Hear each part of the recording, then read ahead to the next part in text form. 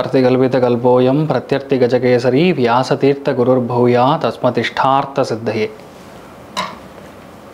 Gajakesari stellar astrology நேயர்களுக்கு ஜோதிஷ Gajakesari doctor Acharya Harish ராமனின் அன்பான வணக்கங்கள்.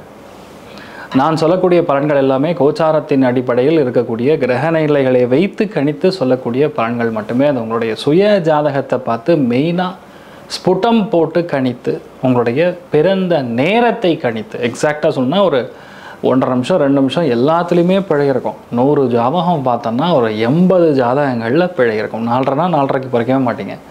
1 4:28 இருக்கும், இல்லை 4:31 இருக்கும். இந்த மாதிரி ஒரு சேஞ்ச் பொதுவாக இருந்துகிட்ருக்கும். ஸோ அதை வச்சு ஜாதகம் மாறுமான்னு கேட்டால் எவ்ரி 50 செகண்ட்ஸ் 48லேருந்து 50 செகண்டுக்குள்ளே கண்டிப்பாக ஜாதகம் மாறக்கூடிய பிராப்தம் தான் ரொம்ப அதிகமாக இருக்குது.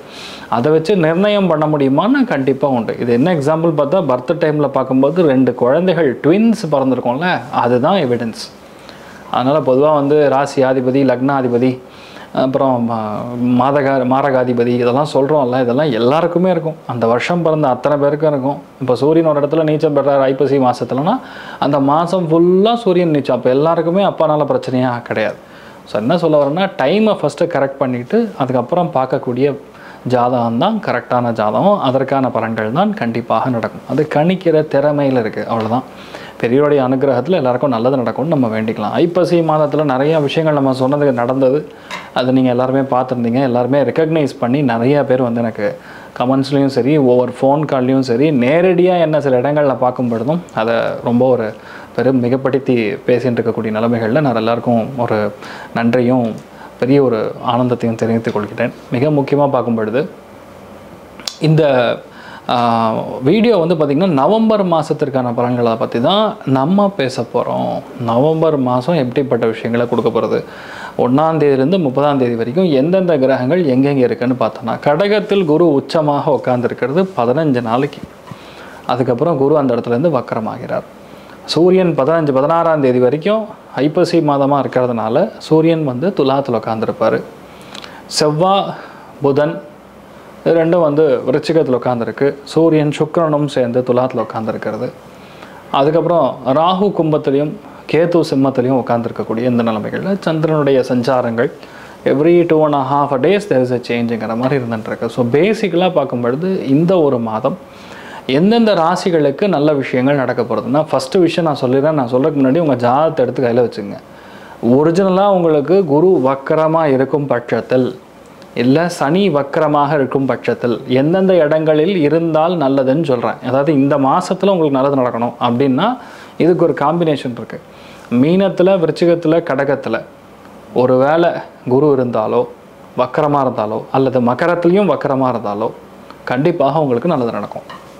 அதே மாதிரி சனியும் சரி, கடகத்துலேயோ விருச்சிகத்துலேயோ மீனத்துலேயோ மகரத்துலேயோ ஒரு வேளை உங்களுடைய சனி வக்கரமாக இருக்கும் பட்சத்தில் உங்களுக்கெல்லாம் நல்லதாக நடக்கும், கெட்டதே நடக்காது.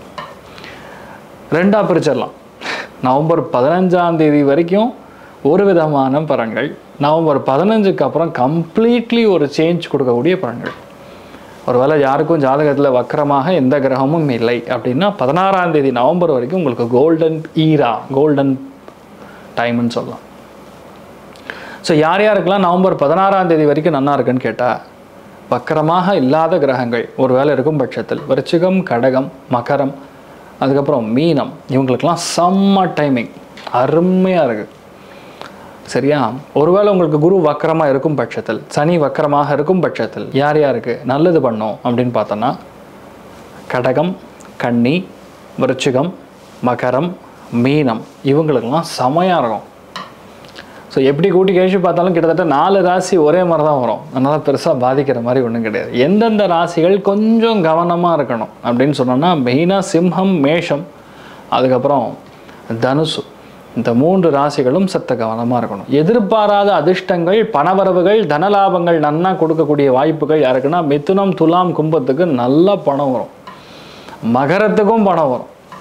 பேசிக்கலாக நவம்பர் மாதத்தில் பணமழை கொட்ட போகக்கூடிய வாய்ப்புகள் யாருக்கு? கொடுத்த பாக்கி, அரியர் பணம், எதிர்பார்க்கக்கூடிய நல்ல விதமான பணம், இதெல்லாம் மெயினாக மிதுனம், துலாம், கும்பம், மகரம் இவாளுக்கெல்லாம் வரப்போகிறது. இன்க்ளூடிங் கடகத்துக்கும் வரும். இந்த மாதத்தை பொறுத்த வரைக்கும் யாரெல்லாம் வீடு வாங்க போகிறோம் இல்லை நிலம் வாங்க போகிறோம் நிர்ணயிக்கக்கூடிய ஸ்தானம் யாருக்கு இந்த மாதம் அப்படின்னு பார்த்தோன்னா மெயினாக விருச்சிகம், கடகம், கன்னி, மீனம், ரிஷபம், மகரம் இவங்களுக்கெல்லாம் கண்டிப்பாக வீடு அமையக்கூடிய பிராப்தம் உண்டு. நிறைய ஹெல்த் இஷ்யூஸ்லேருந்து அப்பாடா கொஞ்சமாக நான் வெளியே வரேன்ப்பா அப்படின்னு சொல்லக்கூடிய வாய்ப்புகள் யாருக்குன்னு கேட்டால் 100% கன்னி, துலாம், மகரம், கும்பம், ரிஷபம், மிதுனம் இந்த 6 ராசிகளும் கண்டிப்பாக உடல்நிலைகளில் இருக்கக்கூடிய பாதிப்புகளை கரெக்டாக செட் ஆகிடும். பயப்பட வேண்டிய அவசியம் கிடையாது. இந்த மாதத்தில் செம்ம சூடாவீங்க, பயங்கர டென்ஷன், அடி போலி பயங்கரமான கோபம் வரப்போகுது அப்படின்னு சொல்லக்கூடிய நிலைமை யாருக்குன்னா விருச்சிகத்துக்கு. விருச்சிகம், கடகம், அதே மாதிரி ரிஷபம், மீனம் இவங்களுக்கெல்லாம் கொஞ்சம் கோபம் கொஞ்சம் பொத்துண்டு வரும். ஏன்னா வேணுன்னே டென்ஷன் பண்ணி பார்ப்பாங்க. ஸோ ஒரு ராசி லக்னத்துக்கும் எப்படி இருக்குன்னு சொல்லி ஒரு அண்டர்ஸ்டாண்டிங்கில் நம்ம பார்க்கலாம். சிம்ம ராசி அல்லது சிம்ம லக்னம் சார்ந்த நபர்களுக்கு நவம்பர் மாதத்தில் நடக்கக்கூடிய மிக முக்கியமான விஷயங்கள் என்ன அப்படின்னு பார்த்தா, விரயத்தில் குரு உச்சம் பெற்றிருக்கார். சுப விரயங்கள் செய்வீர்கள். அம்மாவிற்காக விரயம், பிரயாணத்திற்காக விரயம், இருக்கக்கூடிய வண்டி வாகனங்கள் மாற்றத்துக்காக விரயம், சில பேர் இருக்கக்கூடிய யூஸ் பண்ணக்கூடிய மொபைல், லேப்டாப், கம்யூனிகேஷன் டிவைசஸில் ஏதாவது பிரச்சனை வந்து மாற்றக்கூடிய வாய்ப்புகள், இல்லை புதுப்பிக்கக்கூடிய வாய்ப்புகள், இந்த மாதிரி விஷயங்கள்லாம் கண்டிப்பாக நடக்கும். வீட்டில் இருக்கக்கூடிய அதாவது உணவு சம்மந்தப்பட்ட விஷயத்துக்கு மாற்றம், கேஸ் சிலிண்டரை மாத்திரம், கேஸை மாத்திரம், இந்த மாதிரி விஷயங்கள்லாம் பொதுவாக மாறும். ஆனால் நிறைய பேருக்கு வந்து அடுத்த 25 நாளுக்குள்ளே இடம் மாறும், வீடு மாறும், நிலம் மாறும், புதுசாக வீடு கட்டக்கூடிய பிராப்தம், பக்கத்தில் ஹாஸ்பிட்டல் இருக்கும், பெரிய ஒரு குடோன் மாதிரி எதாவது இருக்கும், இல்லைன்னா ஒரு என்ன சொல்கிறது குட்டை மாதிரி இருக்கும்.